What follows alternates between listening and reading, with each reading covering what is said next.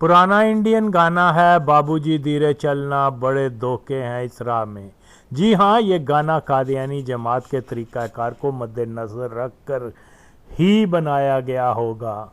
मरज़ई अपने हम मज़हब अफराद को ही मुसलमान अवाम के सामने मरज़ई मुखालफ के तौर पर ला खड़ा करते हैं। इसकी तफसील तो लंबी है, मगर चंद मिसालों से समझाने की कोशिश कर रहा हूँ। 1953 की कादियानी मुखालफ तहरीक की बुनियादी वजह यह थी कि पाकिस्तान बनने के बाद फ़ौज, पुलिस, अदलिया, ईवान इक़्तिदार यानी हर शोबे में भारी अक्सरियत उन अफसरान आला की थी जो मरज़ई मज़हब के पैरोकार थे और मरज़इयत को फ़रोग़ देने के लिए अपने इदारों को इस्तेमाल भी करते थे। मशरकी पंजाब से अंग्रेज़ फ़ौज की हिफाजत में लाहौर लाए गए थे ताकि नई रियासत पाकिस्तान को पहले दिन से ही कादियानी ज़ेरे असर कर दिया जाए। और शक नहीं कि अंग्रेज़ इस मंसूबे में ऐसे कामयाब हुए कि 1947 से लेकर आज तक बावजूद पाकिस्तान में इनको गैर मुस्लिम भी करार दे दिया गया, मगर रियासती इदारे मरज़ई तसल्लुत में ही रहे। वक्त के गुजरने के साथ मरज़ई तसल्लुत इदारों में मजबूत तर होता गया। ये एक सच्चाई है पाकिस्तान की। जो नहीं समझते वो नादान है। जब नई रियासत पाकिस्तान पे कादियानी छा गए तो इन्होंने खुलकर अपने मजहब की तबलीग शुरू करने के साथ साथ बदमाशी भी शुरू कर दी, जिसकी वजह से मुसलमानों और मरज़इयों के झगड़े शुरू हुए और मंतकी नतीजा 1953 की मरज़ई मुखालफ तहरीक की शक्ल में निकला।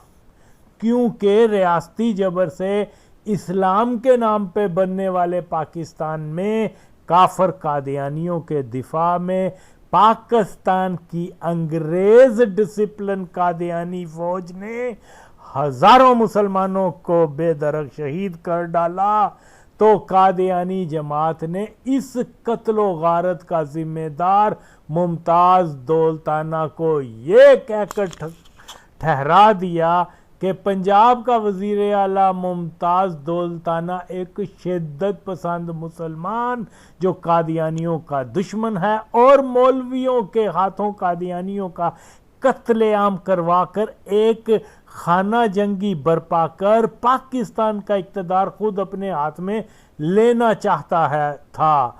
लिहाजा दौलताना ने ही ये सब फसादात करवाए और फ़िरका वारियत इंसानी जानों के ज़िया का जिम्मेदार है। जबकि असल हकीकत ये थी कि मुमताज़ दौलताना का बाप नवाब अहमद यार 1917 में मरज़ई मज़हब में दाखिल हुआ था, जिससे दौलताना ख़ानदान में मरज़इयत आई थी।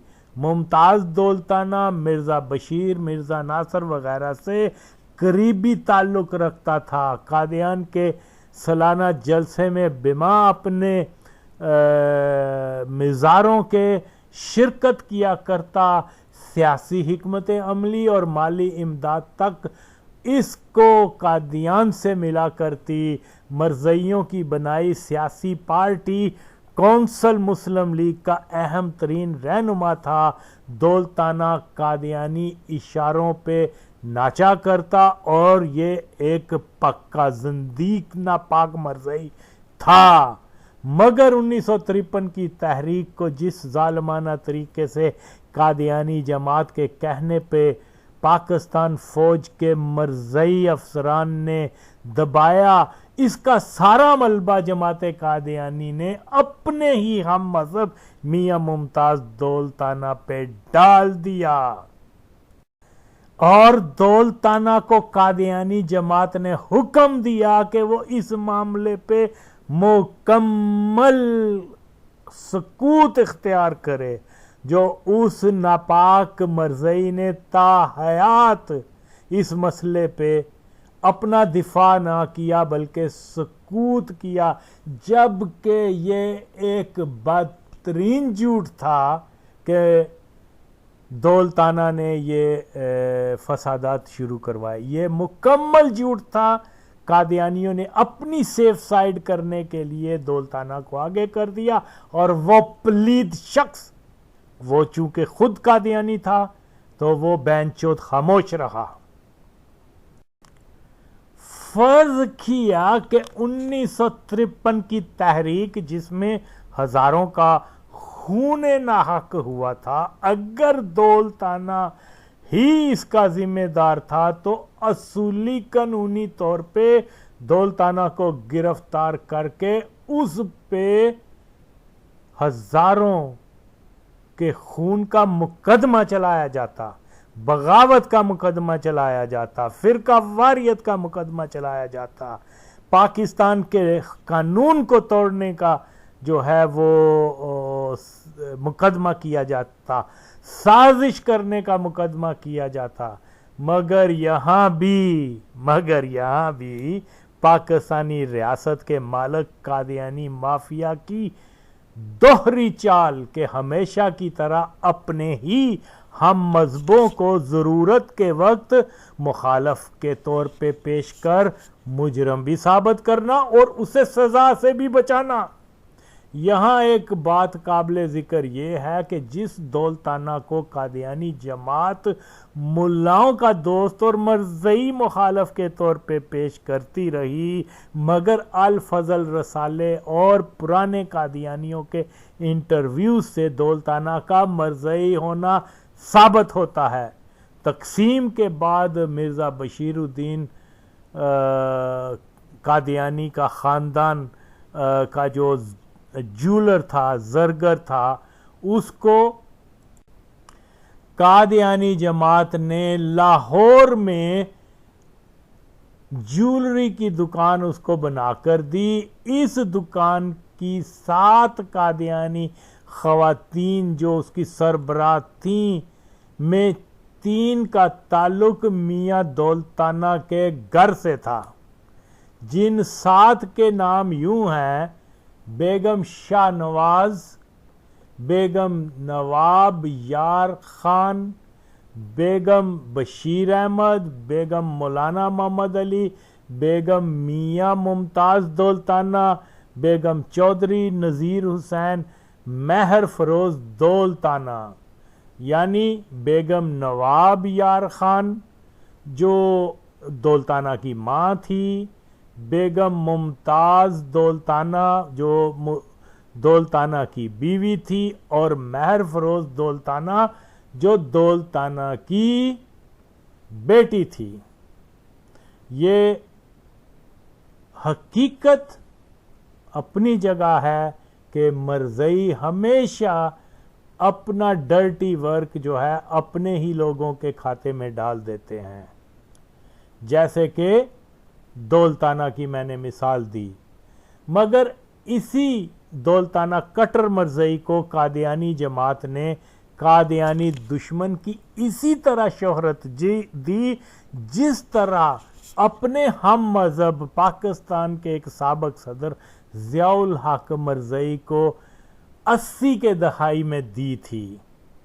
جب مرزئی اپنے ہی کسی شخص کو مسلمان کے سامنے ہیرو بنا کر پیش کرتے ہیں تو اس قسم کے ڈرامے رچاتے رہتے ہیں. ان کے فراڈ، ان کی چلاکیاں دیکھیں کہ ظہور الہی قادیانی نے 1974 میں قادیانیوں کو کافر قرار دینے کی قرارداد کی حمایت بھی کی تھی، اور ظاہر ہے کہ یہ حمایت قادیانی جماعت کے اشارے سے ہوئی تھی. دور نہ جائیں، فیض آباد دھرنے کی جمالی اور پنجابی گلوکار ابرار حسین نے اس دھرنے کی حمایت کی اور مولوی خادم حسین ڈرامے باز نے ان کے حق میں نعرے بھی لگوا دیے. جو لوگ مسلمان اور یہ لوگ دونوں جمالی اور ابرار حسین اور یہ پکے قادیانی ہیں جس کے ثبوت میں نے دیے ہیں. تو جناب اس کے باوجود ان قادیانیوں کو اسلام کا ہیرو بنا کر مولوی پیش کریں تو ایسے مولوی جہنم کے بدترین درجے میں نہیں جائیں گے تو کہاں جائیں گے پھر؟ جو لوگ مسلمان اور قادیانی کے فرق کو نہ سمجھ سکیں وہ کیا کسی ختم نبوت تحریک کو کامیاب بنا سکتے ہیں؟ عمران خان نے قادیانیوں کو اقلیت کمیشن کا رکن بنانے کا جو اعلان کیا تو 10 منٹ کے اندر چودھری شجاعت اور چودھری پرویز الہی نے قادیانیوں کو اقلیت رکن بنانے کی مخالفت کر دی. جبکہ سچ یہ ہے کہ شجاعت جب وزیر اعظم بنا تھا تو اس نے حکم دیا تھا کہ پاکستانی پاسپورٹ پہ مذہب کا خانہ ختم کر دیا جائے. تو بتایا جائے کہ یہ حکم اس نے کس کے اشارے سے دیا تھا؟ یعنی قادیانی اور مسلمان میں فرق ختم کرنے کے لیے پاسپورٹ سے مذہب کا خانہ ہی ختم کرنے کا چودھری خاندان نے کہ جو چودھری شجاعت ہے اس نے دیا. جبکہ یہ پکے خاندانی جدی پشتی قادیانی ہیں. ان کا دادا وہ سب مرزئی تھے. تاریخ میں جائیں تو آپ کو پتہ چلتا ہے گجرات اور اس کے ارد گرد جو چودھری وغیرہ لوگ کہلواتے تھے انہوں نے قادیانیت قبول کی اور انہوں نے غنڈہ گردی کر کے ہزارہاں لوگوں کو قادیانیت میں داخل کروایا. آج یہ مولوی ان کو جو ہے نا وہ ناموس رسالت کا سپاہی قرار دے رہے ہیں. ایسے پلید مولویوں کو یہ توبہ کی پھر وہ جو ہے نا اللہ سبحانہ تعالیٰ ان کو توبہ کی مہلت بھی نہیں دیتا. 5 جولائی 1977 کا مارشل لا کیونکہ قادیانی جماعت نے لگایا تھا. اگرچہ پاکستان کی تاریخ پر عمیق نظر ڈالی جائے تو معلوم ہوتا ہے کہ پاکستان میں تمام مارشل لا قادیانیوں نے ہی لگوائے، کیونکہ پاکستان کی فوج 1947 سے لے کے آج تک افسران طبقے میں ان کی مرزائیوں کی بالادستی ہے، اور ان کا سب سے بڑا انٹرسٹ یہ ہے مرزائیوں کا کہ پاکستان میں مارشل لا رہے. ضیاء کی قادیانیت پہ پردہ ڈالنے کے لیے 1984 کا امتناع قادیانیت کا ڈرامہ اور پھر ضیاء کو اپنا مخالف قرار دے اس کو کوسنا تاکہ مسلمانوں کی نظر میں انہی کا ہم مذہب قادیانی ضیاء ایک ہیرو کے طور پر مانا جائے. اور جبکہ تمام اہم مرزائیوں جن میں عمران خان کا رشتہ دار شاہد جاوید برکی اور خود عمران خان بھی جانتا ہے کہ ضیاء بھی اس کی طرح مرزائی مذہب کا پیروکار تھا. اتنا جھوٹ بولو کہ سچ کا گمان ہو. 74 کی تحریک میں جماعت قادیانی نے اصغر خان قادیانی، ظہور الہی قادیانی وغیرہ کو بھی قادیانی مخالف تحریک میں شامل کروا ان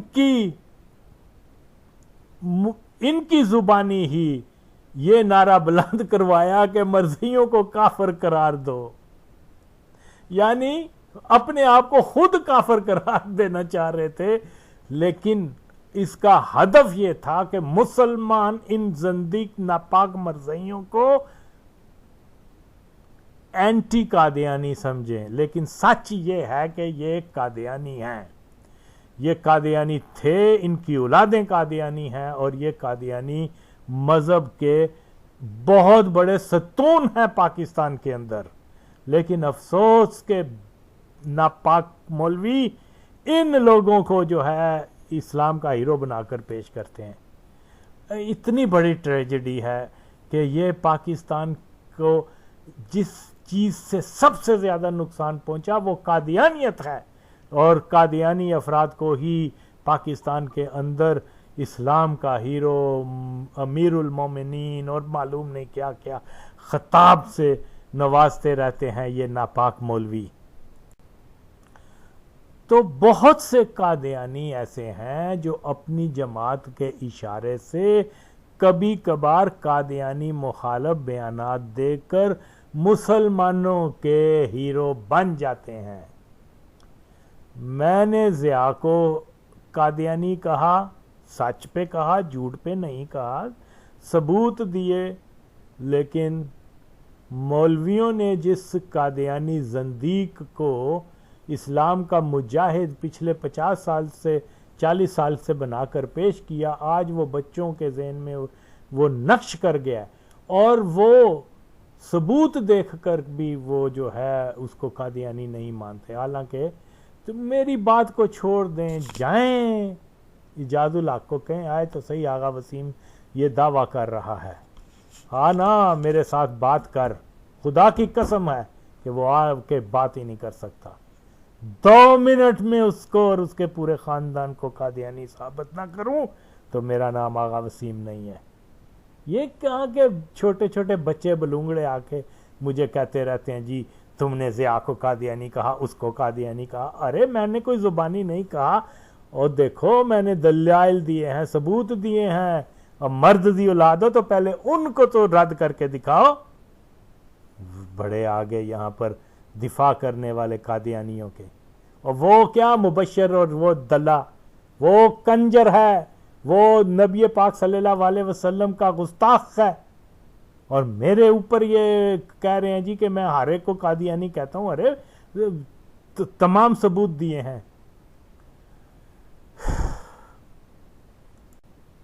اسی طرح پاکستان میں قادیانی مخالف کی شہرت رکھنے والا ایک اور بدترین منافق شخص اوریا مقبول جان قادیانی بھی بہت بڑا ڈرامے باز ہے۔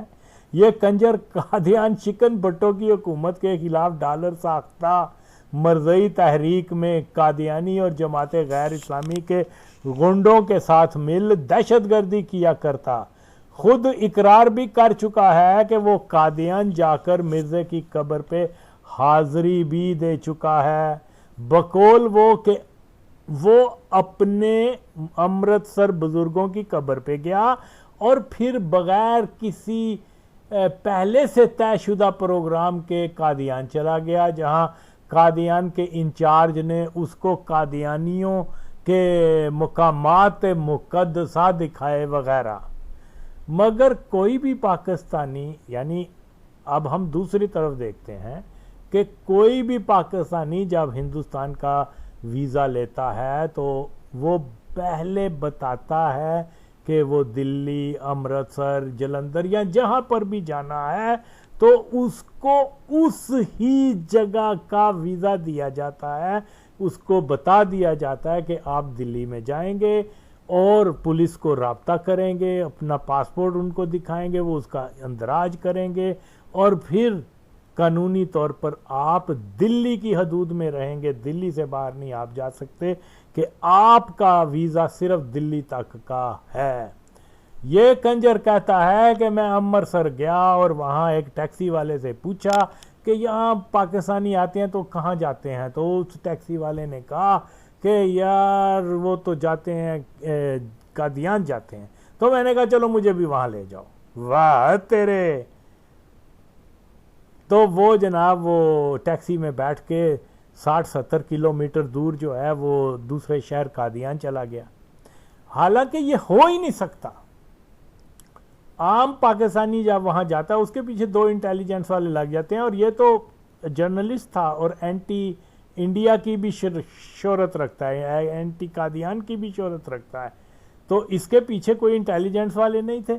پھر وہاں چلا گیا، وہ تو قانونی طور پہ جا ہی نہیں سکتا، کیسے چلا گیا؟ ہاں انلیس کہ اس کو پہلے سے اس کو جو ہے قادیان جانے کی پرمیشن ملی تھی، تو وہ اس اس کو پہلے سے طے شدہ پروگرام تھا اس کا کہ وہ قادیان جائے گا. تو اوریا کا امرتسر سے 70 کلومیٹر دور قادیان چلے جانا ثبوت ہے کہ اس نے بھارتی ویزا جب اپلائی کیا تھا تو قادیان شہر جانے کی اجازت بھی لی تھی. اور پھر یہ کیسے ممکن ہے کہ جو اوریا دن رات قادیانیوں کے خلاف بولتا ہو وہ قادیان آئے اور وہاں کا انچارج بغیر مرزا مسرور کی اجازت اس کو قادیان کی سیر کرواتا پھرے؟ اوریا کے بقول قادیانیوں نے اس کو کہا کہ آپ یہاں فوٹو مت بنوائیں. سوچنے والی بات یہ ہے کہ اگر اوریا کا قادیان یاترا کا پہلے سے طے شدہ پروگرام اور اس میں اس کی فوٹو شائع کرنے کا پہلے سے طے شدہ قادیانی سمجھوتا نہ ہوتا تو قادیانی جماعت نے تو اوریا کی مرزا کی قبر پہ فاتحہ کی تصاویر کو اپنے ذرائع ابلاغ میں بڑھ چڑھ کر شائع کرنا تھا اور یہ کہنا تھا کہ اوریا جیسا قادیانی مخالف بھی ہمارے نبی کی قبر پہ زیارت کر رہا ہے، فاتحہ خوانی کر رہا ہے، جو دلیل ہے کہ ہمارا مذہب سچا ہے. مگر کیونکہ اوریا ایک چھپا مرزئی ہے لیکن قادیانی جماعت نے اس کو بھی اپنے مخالف کے طور پر ہی پیش کیا اور یوں یہ لوگوں کو بلف کرتے ہیں. اوریا مرزئی کا جو طریقہ کار ہے جو اس نے قادیانیوں سے سیکھا ہوا ہے کہ یہ 10 باتیں اگر قادیانیوں کے خلاف کرتا ہے مگر ان باتوں کے بیچ میں ہی یہ خبیث کنجر ایسی باتیں بھی کر جاتا ہے جو اصل میں قادیانی جماعت کا ہی موقف ہوتی ہیں اور ان کے فائدے میں ہی جاتی ہیں، مگر عوام اوریا کو مرزئی مخالف جانتے ہیں اور اس کی قادیانی موقف حمایت باتوں کا نوٹس ہی نہیں لیتے. مثال کے طور پر اوریا اپنے ٹاک شوز میں کئی بار کہہ چکا ہے کہ پاکستان کے مسئلے کا واحد حل پاکستان کا موجودہ آئین ختم کر کے نیا آئین بنایا جائے. یہی بات باخدا یہی بات قادیانی 1974 سے کر رہے ہیں اور لبرل بھی یہی بات کہتے ہیں. تو جناب بتایا جائے کہ یہ کیوں قادیانیوں کی بات کو اپنے منہ سے دہراتا ہے؟ ظاہر ہے کہ یہ خود قادیانی ہے کنجر. اور یہ قادیانی ہر مرزئی کی طرح جب بھی بھٹو کا ذکر کرتا ہے تو منفی انداز میں کرتا ہے اور بھٹو پہ وہی باتیں منسوب کرتا ہے جس کا چرچا قادیانی شدت سے کرتے ہیں، جیسے شرابی، زانی، بنگلہ دیش بنانے والا، آمر، بد مزاج، پھانسی کے وقت بے ہوش ہو گیا، گر گیا. جس طرح بھٹو کا نام سن قادیانیوں کے چہرے کے تاثر بدل جاتے ہیں، اس حرامی اوریا کے چہرے کے بھی ویسے ہی تاثر بدل جاتے ہیں جیسے اس کے ہم مذہب قادیانیوں کے بدل جاتے ہیں. اگر اوریا مسلمان ہوتا، حقیقی طور پہ قادیانی مخالف ہوتا تو ایک ایسے شخص کی مخالفت صرف اس لیے ترک کر دیتا کہ اللہ نے اسے مرزئیوں کو کافر قرار دینے کا شرف عطا کیا ہوا ہے. مگر یہ خبیث ناپاک کنجر اوریا ہے ہی مرزئی اور روز محشر ضیاء الحق عمران خان باجوہ اور مرزا قادیانی کے ساتھ ہی دیکھا جائے گا. قادیانی کہتے ہیں کہ پاکستان میں جتنی بھی آئینی ترامیم ہوئی ہیں ان کا پاکستان کو شدید نقصان ہوا ہے، پاکستان کے مفاد میں نہیں ہوئی. اس ویڈیو کے آخر میں سب سن سکتے ہیں کہ یہ منحوس قادیانی اوریا بھی قادیانی موقف کی تائید کرتے ہوئے یہی بات کہہ رہا ہے کہ پاکستان میں جتنی بھی آئینی ترامیم ہوئی ہیں وہ پاکستان کے مفاد پر نہیں ہوئیں. یعنی آئین میں قادیانیوں کو کافر قرار دینا مرزا مسرور اوریا دونوں کی نظر میں پاکستان کے مفاد کے خلاف تھا. اوے ہور کے دی کسر رہ گئی ہے، اس پہن چود نو مرزئی نہ کیا جائے. بولو. قادیانی واویلا کہ مسلمان ہمیں اقلیت بھی کہتے ہیں اور اقلیت کے حقوق بھی نہیں دیتے، ہمارے ساتھ ظلم و بربریت روا رکھتے ہیں، اور ہمیں مرتد اس لیے کہتے ہیں کہ اسلام میں مرتد کی سزا موت ہوتی ہے، لہٰذا ہمیں مرتد قرار دے۔ مسلمان ہماری نسل کشی کرنا چاہتے ہیں، اگرچہ ہم احمدی مسلمان ہی ہیں، اور اگر بھٹو نے اپنے اقتدار کے لالچ میں ہمیں غیر مسلم قرار بھی دے دیا تو ہم پھر بھی مرتد کے زمرے میں نہیں آتے، کہ مرتد وہ ہوتا ہے جو پہلے مسلمان تھا پھر کوئی دوسرا مذہب اختیار کر لیا، اور جو پیدا ہی غیر مسلم ہوتے ہیں وہ مرتد کب ہوئے؟ ان کو زیادہ سے زیادہ آپ کافر کہہ سکتے ہیں۔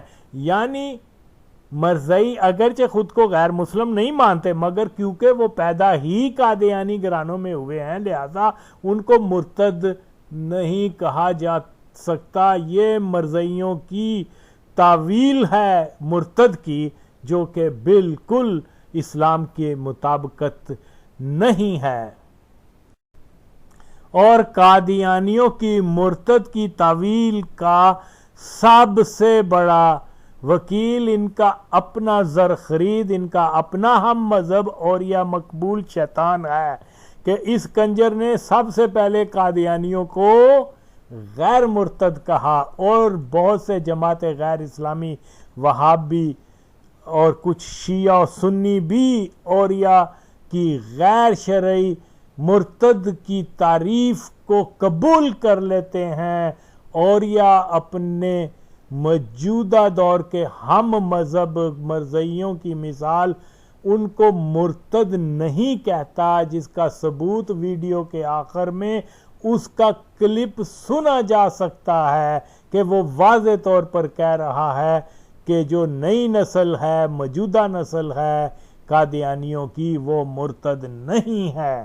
مگر آئیے دیکھیں کہ دین اسلام کی روشنی میں موجودہ دور کے مرزائی مرتد ہیں یا نہیں، تو اس بارے میں اوریا اور مدودی کافر کے پیروکار موجودہ دور کے قادیانیوں کو کافر قرار دے، ان کو مرتد ہونے کے دائرے سے نکال دیتے ہیں، لیکن قادیانیوں کی جو موجودہ نسل ہے وہ بھی پکی مرتد ہے، اس لیے کہ کفر کی بہت سی قسمیں ہیں۔ ایک کافر وہ ہے جو دین اسلام کا انکار کرتا ہے، خود کو ہندو، یہودی، عیسائی وغیرہ کے مذہب کا پیروکار کہلواتا ہے۔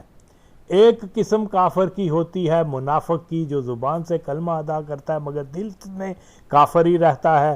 تیسری قسم مرتد کی ہے، مرتد کو 3 دن کی مہلت دی جاتی ہے اور علماء اس کو دین میں واپس آنے کی دعوت دیتے ہیں، اس کی اصلاح کرتے ہیں۔ قادیانی جو مرتد ہونے کے ساتھ زندیق بھی ہیں، اور زندیق کیونکہ بدترین کافر ہوتا ہے، کیونکہ یہ حقیقی اسلام کو کفر کہتے ہیں اور اپنے قادیانی مذہب کو اسلام کہتے ہیں، اس لیے ان کی سزا وہی ہے جو مرتد کی سزا ہوتی ہے۔ تو قادیانیوں کی ہزاروں نسلیں ہی کیوں نہ بدل جائیں، ہر نسل کا قادیانی مرتد ہی ہوگا، ہر نسل کا قادیانی مرتد ہی ہوگا۔ اسی طرح گستاخ، بدخو، وہ فرقہ جس کی بدعقیدگی کفر تک پہنچ گئی ہو، جیسے جماعت غیر اسلامی، نجدی، رافضی، یہ بھی مرتد کے زمرے میں آتے ہیں۔ بچپن میں کلمہ ادا کیا مسلمان مانا جائے گا، بچپن کا اسلام قابل قبول ہوتا ہے، بالغ ہو یہ عقیدہ رکھ لیا کہ مرزا قادیانی اللہ کا نبی تھا معاذ اللہ، تو قادیانی خواہ کسی بھی نسل سے تعلق رکھتا ہو وہ مرتد ہی مانا جائے گا، وہ مرتد ہی مانا جائے گا۔ اور یا قادیانی پاویں تو جزا مرضی زور لال ہے، وہ مرتد ہی مانا جائے گا۔ ہر قادیانی کیونکہ پہلے کلمہ ادا کرتا ہے، جو مسلمان وہی کلمہ ادا کرتا ہے جو مسلمان ادا کرتے ہیں۔ تو ہم اگر کسی کو وہی کلمہ ادا کرتا اس کی زبان سے سنیں جو مسلمان ہم کرتے ہیں تو ظاہر ہے کہ ہم اس کو پھر مسلمان ہی شمار کریں گے، مگر کلمہ ادا کرنے کے بعد مرزا قادیانی کو نبی یا مجدد کہا تو ایسا شخص فوری مرتد ہو گیا۔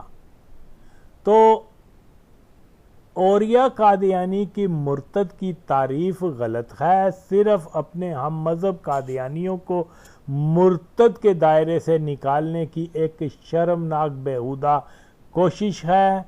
اوریا ضیاء الحق، عمران خان، زاد احمد باجوہ، مرزا غلام قادیانی، مرزا بشیر الدین، چودھری ظفر، ڈاکٹر سلام اور مرزا مسرور سے بھی زیادہ خطرناک قادیانی ہیں، کیونکہ یہ افراد کھلے قادیانی اور اوریا ضیاء الحق، عمران خان، زاد احمد، انجینئر جیلمی، باجوہ جیسے مرزئی مسلمان کے روپ میں ہوتے ہیں، مگر اندر سے پکے پکے ناپاک مرزئی ہی ہوتے ہیں۔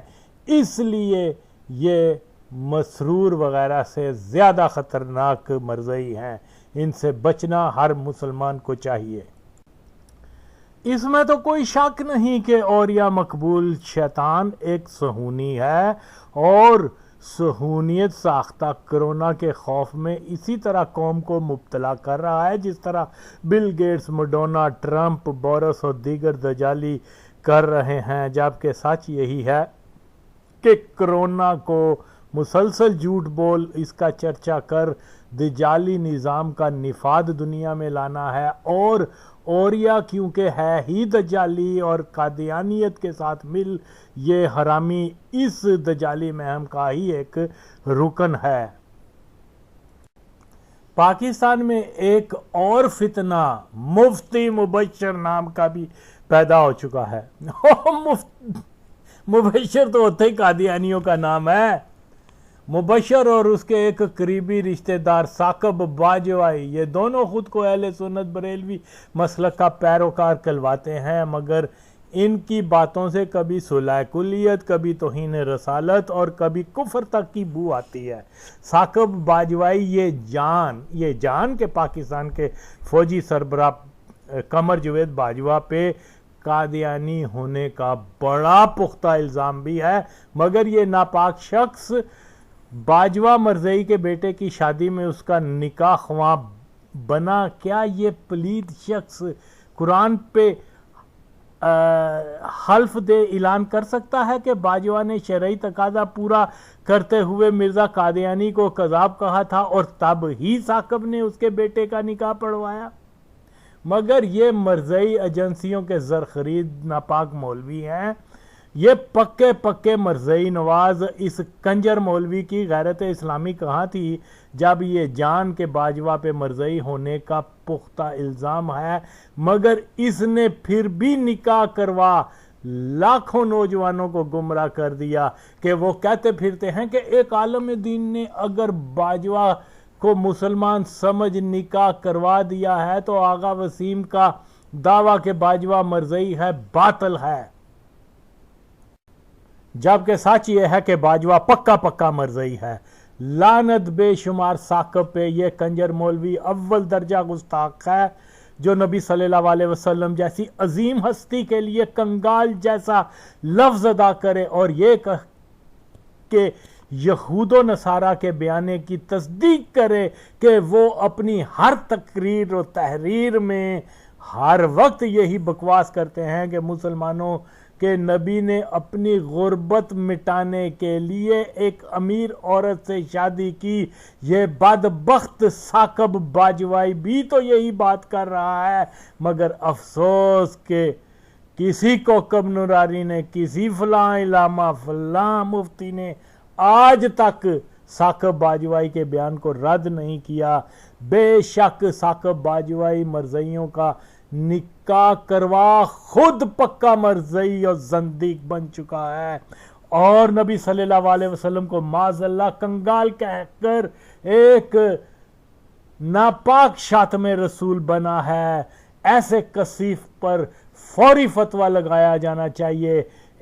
اس کا ایک منحوس نامراد پلید رشتہ دار جس کی شکل بالکل شیطان جیسی ہے، یہ خبیث کبھی مرزا جیلمی کے ساتھ دکھاوے کا مناظرہ رکھ حضرت داتا گنج بخش رحمۃ اللہ علیہ کی کتاب میں لکھی باتوں کو غلطی تسلیم کر مستقبل قریب کے کذاب مرزا جیلمی کے باطل دعوے کے کشف المحجوب میں حضرت داتا گنج بخش نے معاذ اللہ نبی پاک کی توہین کی کو قبول کر ثابت کیا کہ مبشر ایک گمراہ اور جاہل اور مرزئی ایجنسیوں کا ایک ناپاک پودا لگایا ہوا ہے۔ یہ خود کو مفتی بھی کہتا ہے اور یہ تک نہیں جانتا کہ مدینہ شریف کی نسبت سے کسی پھل کو ہاتھ میں رکھ ایسی حرکت دینا جس پھل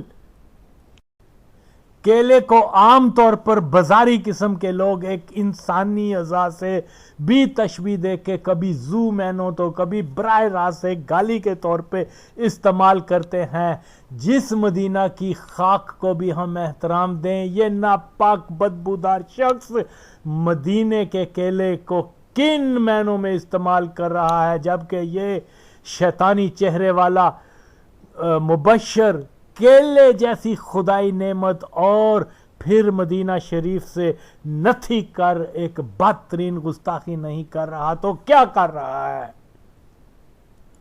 ہمیں یہ بات سمجھنی ہوگی کہ اللہ کی پیدا کردہ نعمتوں کو انسان کے پوشیدہ اعضاء کے طور پر پیش کرنا ایک قدیم شیطانی رسم تھی، جس کا جدید تاریخ میں ایک یہودی فلاسفر فرائیڈ جو شیطان کا پجاری تھا نے بھرپور فروغ دیا کہ کیلا، خربوزہ، ناشپتی، گنبد، مینار کو جنسی علامات کے طور پر اس خبیث نے پیش کیا، یعنی یہ ایک شیطانی ریچول تھی جس کو عام کرنے والا کوئی اور نہیں، ایک شیطان کی پوجا کرنے والا فرائیڈ تھا۔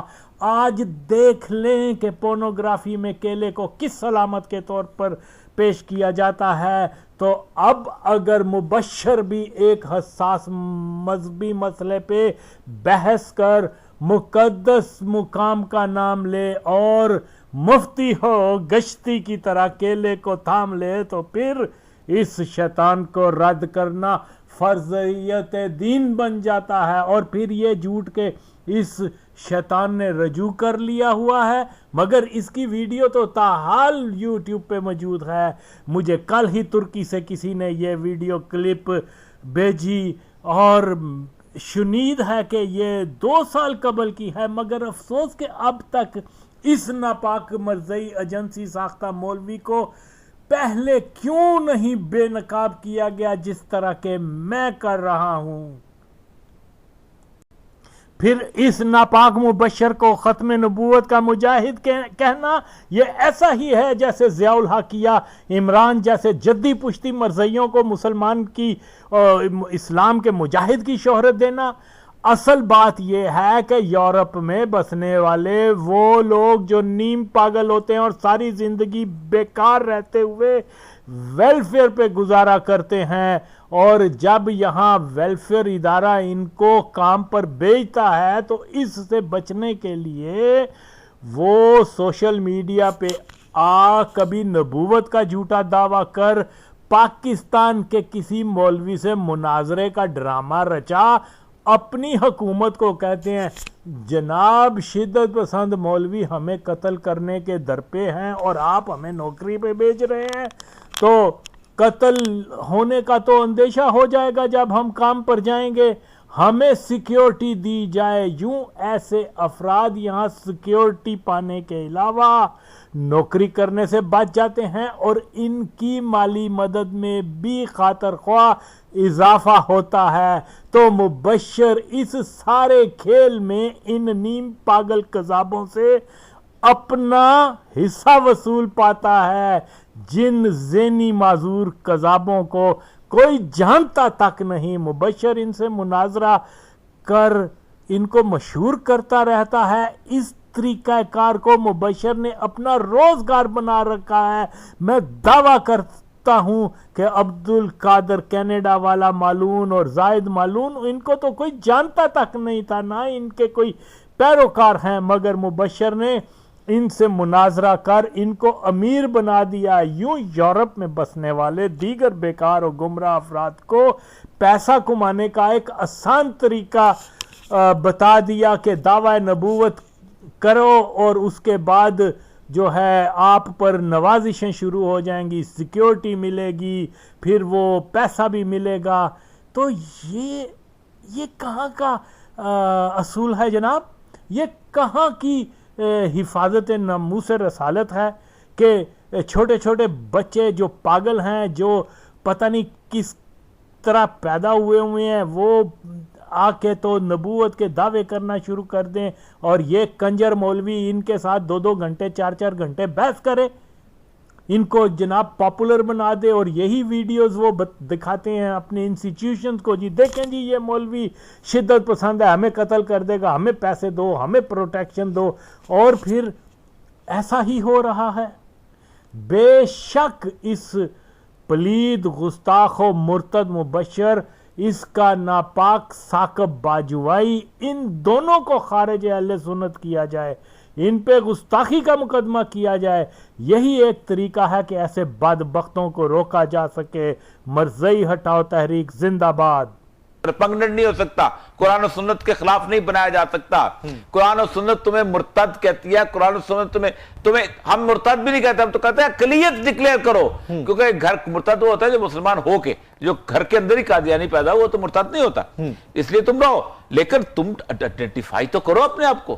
لیکن کیوں کرنا کیوں نہیں چاہتے؟ اس کی بنیادی وجہ یہ ہے کہ پرسیکیوشن کا مسئلہ نہیں ہے۔ میں آپ کو مثال دے دی، جی سول سروس کی مثال دے دی، جی بالکل، بہت بڑی مثال دے دی۔ میں اور جگہ کی مثالیں بھی دے رکھا ہوں کہ جہاں لوگوں نے باقاعدہ پروموشنیں لی ہیں، میجر جنرل کے لیول تک پروموشنیں لی ہیں، اور جگہ پہ پروموشنیں لی ہیں، وہ اس کے اندر they have been part of it۔ جس ملک میں ٹالرنس کا حال یہ ہو کہ مرچیں اس بات کی لگتی ہیں کہ مذہب کا نام کیوں پوچھا جاتا ہے۔ اقلیتوں کو اقلیت کی سہولیات حاصل کرنے کے لیے اپنے آپ کو اقلیت آئیڈینٹیفائی کرنا پڑے گا کہ آپ آئیڈینٹیفائی اچھا پہلی بات تو ہے کہ پاکستان ایک خواہ مانو یا نام مانو، پاکستان ایک ڈیکلیئرڈ اسلامک سٹیٹ ہے، اسلامک ریپبلک آف پاکستان ہے۔ پاکستان کہتا ہے کہ اس کا مذہب اسلام ہے، جی پاکستان کا آئین کہتا ہے کہ اس سے سورنٹی گوز ٹو اللہ سبحانہ وتعالی۔ پاکستان کا قانون کہتا ہے کہ کوئی قانون آئین کہتا ہے کوئی قانون شریعت کے پنگنڈ نہیں ہو سکتا،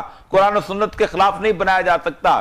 قرآن و سنت تمہیں مرتد کہتی ہے، قرآن و سنت تمہیں ہم مرتد بھی نہیں کہتے، ہم تو کہتے ہیں اقلیت ڈکلیئر کرو، کیونکہ گھر مرتد وہ ہوتا ہے جو مسلمان ہو کے، جو گھر کے اندر ہی قادیانی پیدا ہو، وہ تو مرتد نہیں ہوتا، اس لیے تم رہو۔ لیکن مرچیں اس بات کی لگتی ہیں کہ مذہب کا نام کیوں پوچھا جاتا ہے۔ اقلیتوں کو اقلیت کی سہولیات حاصل کرنے کے لیے اپنے آپ کو اقلیت آئیڈینٹیفائی کرنا پڑے گا کہ آپ آئیڈینٹیفائی اچھا پہلی بات تو ہے کہ پاکستان ایک خواہ مانو یا نام مانو، پاکستان ایک ڈیکلیئرڈ اسلامک سٹیٹ ہے، اسلامک ریپبلک آف پاکستان ہے۔ پاکستان کہتا ہے کہ اس کا مذہب اسلام ہے، جی پاکستان کا آئین کہتا ہے کہ اس سے سورنٹی گوز ٹو اللہ سبحانہ وتعالی۔ پاکستان کا قانون کہتا ہے کہ کوئی قانون آئین کہتا ہے کوئی قانون شریعت کے پنگنڈ نہیں ہو سکتا، قرآن و سنت کے خلاف نہیں بنایا جا سکتا۔ قرآن و سنت تمہیں مرتد کہتی ہے، قرآن و سنت تمہیں ہم مرتد بھی نہیں کہتے، ہم تو کہتے ہیں اقلیت ڈکلیئر کرو، کیونکہ گھر مرتد وہ ہوتا ہے جو مسلمان ہو کے، جو گھر کے اندر ہی قادیانی پیدا ہو، وہ تو مرتد نہیں ہوتا، اس لیے تم رہو۔ لیکن تم آئیڈینٹیفائی تو کرو اپنے آپ کو۔ پاکستان کی پوری سیاسی ایلیٹ ساتھ دیتی ہے، یہ بہت بڑی تلخ حقیقت ہے۔ بنیادی طور پر ہوتا یہ رہا ہے کہ پاکستان میں پاکستان کے آئین میں جتنی بھی ترمیمیں ہوئی ہیں وہ ساری کی ساری پاکستان کا مفاد دیکھ کے نہیں ہوئی۔ پاکستان کی پوری سیاسی ایلیٹ ساتھ دیتی ہے، یہ بہت بڑی تلخ حقیقت ہے۔ بنیادی طور پر ہوتا یہ رہا ہے کہ پاکستان میں پاکستان کے آئین میں جتنی بھی ترمیمیں ہوئی ہیں وہ ساری کی ساری پاکستان کا مفاد دیکھ کے نہیں ہوئی۔ پاکستان کی پوری سیاسی ایلیٹ ساتھ دیتی ہے، یہ بہت بڑی تلخ حقیقت ہے۔ بنیادی طور پر ہوتا یہ رہا ہے کہ پاکستان میں پاکستان کے آئین میں جتنی بھی ترمیمیں ہوئی ہیں وہ ساری کی ساری پاکستان کا مفاد دیکھ کے نہیں ہوئی۔ پاکستان کی پوری سیاسی ایلیٹ ساتھ دیتی ہے، یہ بہت بڑی تلخ حقیقت ہے۔ بنیادی طور پر ہوتا یہ رہا ہے کہ پاکستان میں، پاکستان کے آئین میں جتنی بھی ترمیمیں ہوئی ہیں وہ ساری کی ساری پاکستان کا مفاد دیکھ کے نہیں ہوئی۔ حضرت مرزا ناصر احمد خلیفہ نہیں بنے تھے تو میں بالکل بڑے بھائیوں کی طرح دیکھتا، اور وہ مجھے چھوٹے بھائیوں کی طرح دیکھتا تھا۔ اور اس سے مجھے ایک یاد آتا کہ ہم ڈل ہاؤزی میں تھے، اسد صاحب کے چچا میرے ڈاکٹر بشیر صاحب جو آئی اسپیشلسٹ تھے، وہ ڈل ہاؤزی میں ان کا گھر تھا۔ تو جب میں وہاں پہ تھا تو حضرت صاحب نے کھانا کیا ہمارا، تو باتیں لائٹ ہارٹڈلی ہوتی رہی۔ پھر انہوں نے حضرت صاحب نے مرزا ناصر احمد کی طرف کو مخاطب ہو کے کہا کہ ناصر تم ملتے ملاتے نہیں ہو، ممتاز دولتانہ تمہارا کلاس فیلو تھا، وہ آیا ہوا ڈلہوزی تم ملے نہیں اس کو۔ یعنی اس طرح کا جو تھا۔ اور آپ کو پتہ ہے کہ حضرت خلیفہ ثانی کی میل ملاقات کس قدر تھی۔ یہ جو بڑے بڑے سیاسی لوگ ہیں یہ رہنمائی حاصل کرنے کے لیے جاتے رہے قادیان، اور کئی موقعوں پر اب خود بھی موجود ہوتے تھے، حضور بلا بھی لیتے تھے۔ کچھ لوگوں کے نام آپ کے یادداشت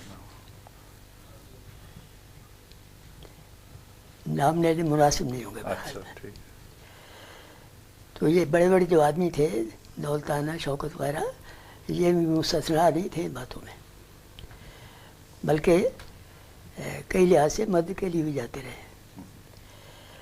تو یہ دینے والا ہے، یہ دینے والا ہے، یہ ہے مدینے کے کیلے۔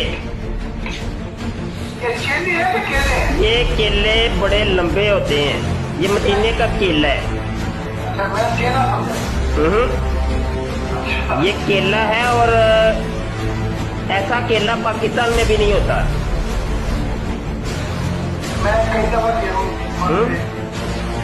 میں مدینہ مکہ میں گئی دفعہ اور میں نے کیلے کھائے۔ اگر آپ میرے سامنے ہوتے نا تو یہ کیلا میں آپ کو لازمی دیتا۔ نہیں، بیچنے والا نہیں ہے، یہ دینے والا ہے، یہ دینے والا ہے، یہ دینے والا ہے۔ اللہ اکبر۔ ووجدک ضالا فہدی ووجدک عائلا فاغنی۔ اور ہم نے آپ کو کنگال پایا اور غنی کر دیا۔ اس کا ظاہری مفہوم تو یہ ہے کہ حضرت خدیجہ الکبریٰ کے مال سے، اور دوسرا کہ ہم نے آپ کو حجج اور براہین عطا کر کے آپ کو غنی کر دیا، اور آپ دین کے اندر غنا کے مرتبے پہ فائز المرام ہوئے۔ دوسری بات کہ اللہ نے اپنے محبوب کے لیے اپنی کرم نوازیوں اور رحمتوں کے سارے خزانے کھول دیے، اور سارے خزانوں کی چابیاں حضور کے ہاتھ میں دے۔ حضور فرماتے اوتی تو مفاتیح الارض، مجھے زمین کے خزانوں کی چابیاں عطا کر دی۔